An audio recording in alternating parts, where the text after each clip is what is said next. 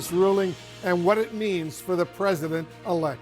Wolf, after this opinion, President-elect Trump is still a convicted felon, but there is some good news here as the judge is signaling that he does not intend to impose penalties against Trump after being convicted of 34 counts of falsifying business records last year.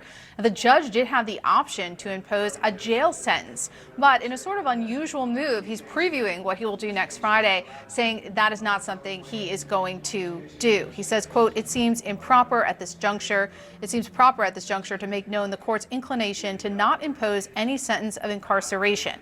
So he's imposing a sentence of what he describes as unconditional discharge, because that, he says, is the most viable solution. Now, unconditional discharge just means there'll be a sentencing, but there'll be no penalties, no community service, no fine, no jail. So what happens next Friday will largely be performative. Now, it's also notable the judge is making a real concession about the demands that Trump faces as president-elect. This is something that his lawyers have continuously argued.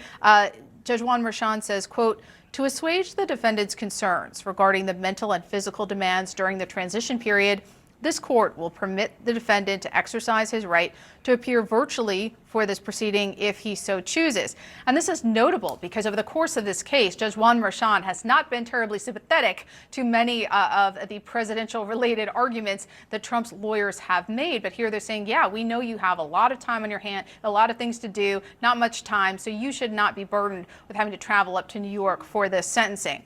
Now, the Trump team was trying to get the entire case dismissed, have the verdict tossed out. They were not successful here, but they can continue their appeal. But in a statement today, Trump's communication director, Stephen Chung, making it clear they're not overall very happy with how this turned out, saying, quote, "There should be no sentencing. And President Trump will continue fighting against these hoaxes until they're all dead," likely referring to the 4 criminal cases Trump has faced. Of course, the 2 federal cases filed by Jack Smith are dead. They have been dismissed. The Georgia case is on life support. And here in New York, Trump was convicted, but the judge here signaling he will not face any penalties. Even though he was convicted of 34 felonies, as you point out. Paula Reed, thank you.